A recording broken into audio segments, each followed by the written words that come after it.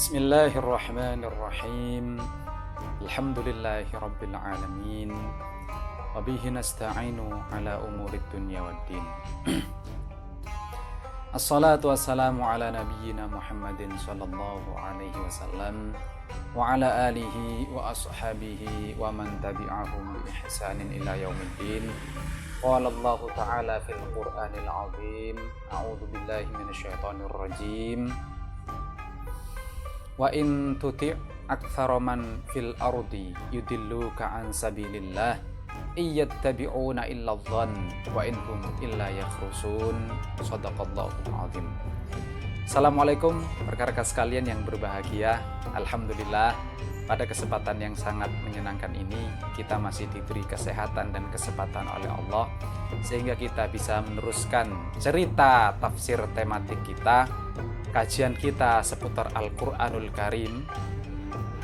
Topik tema besarnya adalah sihir milenial, tema-tema eskatologi kali ini. Topik yang terkait dengan itu adalah tentang ruqyah. Lebih tepatnya spesifiknya di ruqyah malah kesurupan. Ya, mudah-mudahan segala sumber daya yang Allah titipkan kepada kita berupa rezeki, harta, ilmu, keluarga, teman-teman, sahabat, lingkungan, semuanya bisa bermanfaat dan berkah sebagai bekal kita untuk kembali kepada Allah dalam keadaan radiyatan mardiyah. Amin ya rabbal alamin. Nah, rekan-rekan sekalian, jadi yang lalu sudah kita bahas ya, kita tahu cerita seorang remaja putri yang kesurupan ya. Kemudian ada orang yang berusaha menyadarkannya dengan membaca ayat-ayat suci Al-Quran ya, seperti ayat kursi ya. Ternyata bacaan orang itu malah dikoreksi oleh remaja putri yang kesurupan tadi ya. Pakai idgham bigunnah ya, malah di hardik ya, digertak, disuruh memakai idgham bigunnah. Jadi membaca Qur'annya itu disuruh oleh gadis itu atau remaja putri itu dengan menggunakan tajwid ya. Tampaknya yang mau menyadarkan ini salah bacaannya secara tajwid ya. Jadi menggelikan memang keyakinan itu, bahwasanya ada seorang yang kesurupan, diyakini itu kemasukan jin, mau dibacakan Quran supaya jinnya pergi sehingga gadis itu atau remaja putri itu menjadi sadar. Ternyata tidak, malah dikoreksi bacaan Qurannya ya. Itu cerita yang pertama pada saat itu. Nah, ini ada cerita yang menggelikan lagi rekan-rekan sekalian tentang ruqyah ya, dengan atau diruqyah dengan membaca ayat suci Al-Quran tapi malah kesurupan. Yang awalnya baik-baik saja, yang awalnya normal-normal saja, diruqyah dengan bacaan Al-Quran atau kitab suci Al-Quran, ayat-ayat Quran, dibacakan ayat-ayat Quran atau lebih tepatnya dilantunkan ya. Malah malah remaja yang baik-baik saja itu malah kesurupan ketika diruqyah dengan bacaan Al-Quran ya. Suatu hari saya itu masuk di dalam sebuah ruangan ya, di mana di situ di ruangan itu sudah disiapkan para remaja putra dan putri ya, sekitar usianya sekitar 14 tahun 15 tahun ya, di sebuah semacam aula seperti itu. Ratusan ini remaja putra dan putri itu ya. Lah saya masuk di situ, di dalam itu. Wah, ada apa ini? Nah, saya bertanya-tanya. Nah, kemudian diundanglah tim peruqyah profesional ya. Ingat, ini tim peruqyah profesional. Wah. Tim ruqyah profesional ini itu terdiri dari ya sekitar 4-6 orang ya. Satu bertindak sebagai pemimpinnya, yang lain sebagai anggotanya. Jadi disediakan satu kursi di depan gitu ya, satu kursi dan lengkap dengan mic dan sound systemnya. Kemudian para remaja ini dikumpulkan ya, berada di depan, dikumpul semua gitu, dan 5 anggota yang lain itu mondar-mandir di sekitar para remaja itu untuk mengawasi reaksi yang dipandu atau yang dipimpin oleh pemimpinnya yang duduk di depan tadi. Ya, tim peruqyah profesional ini luar biasa ya.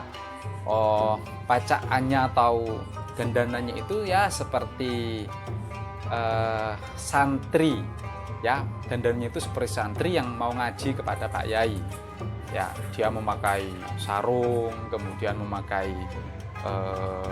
baju koko itu, kemudian dengan jaket hitam ya, dan berkopiah atau bersongkok ya. Awalnya para remaja itu baik-baik saja ya.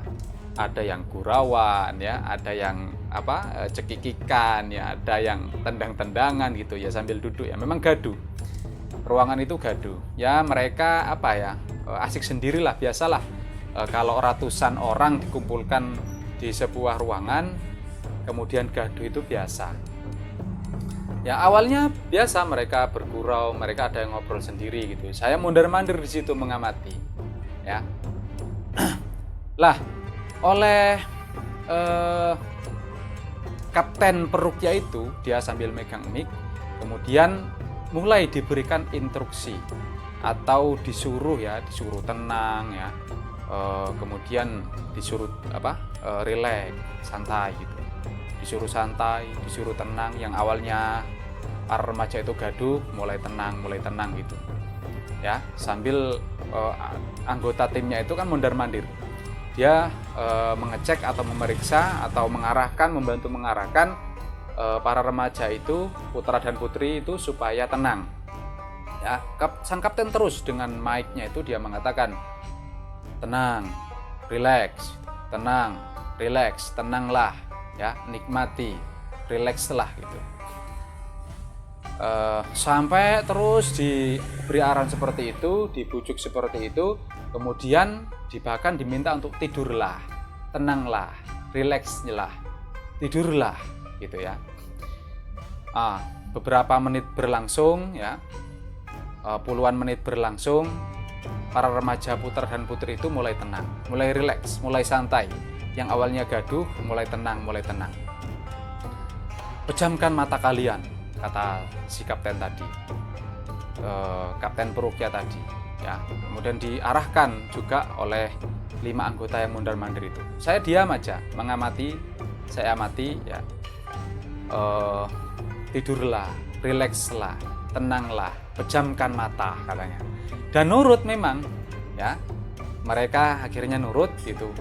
Kemudian ada yang mulai tenang gitu ya, kemudian ada yang mulai terpejam ya, ada yang entah itu terpejam betulan atau tidur betulan atau pura-pura tidur ya, ada yang sambil senyum-senyum itu ya, sambil diperiksa terus ya. Kemudian ruangan itu mulai tenang ya, mulai hening, mulai sunyi ya, relax. Kemudian sampai terus itu diberi arahan, diarahkan, diperintah dengan kata-kata, dengan kalimat-kalimat si kapten yang duduk di depan itu dengan mic-nya. Sampai diinstruksi lagi ya. Ini semakin dalam ya. Tenang, ada yang sudah mulai bersandar ke temannya gitu ya. Ada yang sandar ke kanan sambil tidur ya, sandar ke kiri ya, sambil senyum-senyum ya, sambil ada yang masih cekikikan sedikit ya, masih ada ya. Ada yang kakinya itu di atas bahunya temannya gitu. Sampai mereka bener-bener kayak orang tidur betulan. Ya, memang diarahkan, tidurlah, tenanglah, rilekslah, seperti itu. Sampai diarahkan, tidurlah gitu. Ya. Tiba-tiba dikatakan kemudian oleh kapten yang di depan itu dan juga oleh anggota-anggota yang mondar-mandir itu mendekati para remaja putra dan putri itu satu persatu. Kalau mau muntah, muntahkan katanya, jangan ditahan. Apa yang terjadi biarkan, jangan ditahan. Nah, saya diam aja, ya saya ikut mundar-mandir. Ya, saya lihat, saya amati. Lah tiba-tiba di kanan belakang saya, ya sebelah kanan agak ke belakang itu, tiba-tiba ada yang remaja putri ini, ya dalam tanda kutip trans atau kesurupan, ya katanya kesurupan. Dia memejamkan matanya sambil bergerak-gerak, bola matanya kelihatan gitu ya. Kemudian sambil mengeram-ngeram, wah seperti itu, wah gitu ya, mengeram-ngeram, dan tangannya kaku, ya dia berakting layaknya aktor pemain kuda lumping itu, ya kalau kita melihat kuda lumping itu ya dia wah seperti itu, ya katanya dia kesurupan, ya. Bahkan ada yang semaput gitu atau pingsan, ya ada pingsan yang nggak sadarkan diri gitu, lemes. Ini juga putri juga, perempuan juga ya. Ada yang betul-betul kan sama oleh 5 anggota timnya itu yang mondar-mandir tadi disediakan kresek hitam, ya yang diminta untuk memuntahkan tadi, ya ada yang dipasangkan di depan mulutnya itu, kemudian disuruh muntahkan. Memang ada yang wah seperti itu, seperti orang mabuk angin itu, ya entah itu keluar betul muntahnya atau tidak, saya kurang tahu pada saat itu karena saya nggak ngecek sampai ke situ ya.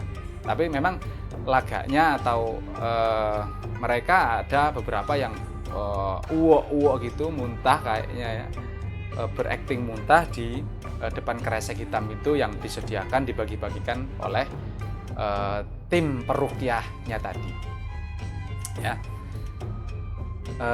Nah rekan-rekan sekalian, jadi itulah fenomena yang saya temui, ya.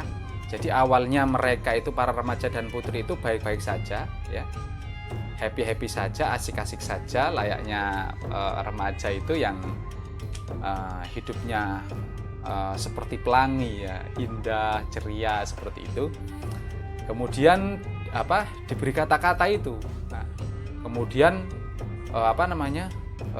sikapnya itu membaca ayat-ayat suci Al-Quran, terus ini melantunkan ayat suci Al-Quran, terus dia baca ayat-ayat Al-Quran itu, lah malah kok kesurupan dalam tanda kutip ya, atau trans itu. Bahkan ada yang semaput, bahkan ada yang pingsan, ya. Tentu ini merupakan fenomena yang unik, ya, yang menurut saya itu memang menggelikan. Di samping cerita yang pertama tadi, ada remaja putra dan putri yang normal-normal saja, baik-baik saja, ya, sehat-sehat saja, dibacakan Al-Quran, katanya diruqyah, kok malah kesurupan katanya, ya kan? Kok malah trans gitu, kok malah kemasukan jin. Kalau kita mengikuti logika pada umumnya, ya kan? Katanya Al-Quran itu bisa untuk mengusir jin, membuat jin lari atau membuat setan lari, iblis lari. Lah kok ini malah menyurupi gitu, malah kesurupan, dibacakan ayat Al-Quran, diruqyah katanya, kok malah kesurupan, ya, kok malah trans itu, kok malah datang jinnya itu. Nah ini tentu ini cerita konyol berikutnya yang bisa saya sampaikan ke rekan-rekan sekalian, ya. Di depan nanti kita akan mendalami itu, bagaimana ruqyah itu, ya. Terkait dengan ruqyah itu akan lebih mendetail lagi nanti, ya. Yang jelas rekan-rekan sekalian, di depan tadi kita kutip ayat Al-Quran surat 6 ayat 116, ya. Disebutkan oleh Allah, a'udzubillahi minasyaitonirrajim, bismillahirrahmanirrahim, wa in tuti' aktsara man fil ardi yudilluka an sabilillah. Jika kalian mengikuti mayoritas orang-orang yang ada di muka bumi ini, yudilluka an sabilillah, maka mereka akan menyesatkan kalian, ya. Iyattabi'una illadh-dhann, mereka itu tidak lain hanyalah mengikuti persangkaan belaka. Jadi menyangka-nyangka belaka mereka itu. Wa inhum illa yakhrusun, mereka hanyalah dusta belaka. Ya, di surat lain sudah kita kutip, di surat 17, surat Al-Isra ayat 36, ya. Wala taqfu ma laisa laka bihi ilmun. Janganlah kalian mengikuti apa-apa yang kalian tidak tahu ilmunya, Inna sam'a wal basar wal fuada kullu ulaika kana anhu mas'ulan. Sesungguhnya penglihatan, pendengaran dan hati, akal kita ini kelak akan dimintai pertanggungan jawabnya oleh Allah. Oleh karena itulah kita mesti mengkritisi keyakinan kita, ya. Kita mesti mengilmui keislaman kita. Kita mesti mengilmui itu, melihat sejatinya apa yang terjadi ketika ada tim peruqyah profesional yang meruqyah para remaja dan putri itu, putra dan putri itu yang awalnya baik-baik saja kok malah kesurupan, ya. Maka kita akan melihat tentu saja dari sisi Al-Qur'anul Karim, ya, secara Qur'ani maupun secara sains, ya, secara ilmu pengetahuan ilmiahnya. Sehingga di situ terpadu antara ayat-ayat qauliyah, yaitu firman Allah yang difirmankan, dan ayat kauniyah dan firman Allah yang terhampar di realitas alam ini. Oke, itu rekan-rekan sekalian yang bisa saya ceritakan pada kesempatan kali ini. Insya Allah akan kita lanjutkan di pertemuan yang berikutnya. Akhiru da'wahum anilhamdulillahirabbil alamin. Semoga bermanfaat. Assalamualaikum warahmatullahi wabarakatuh.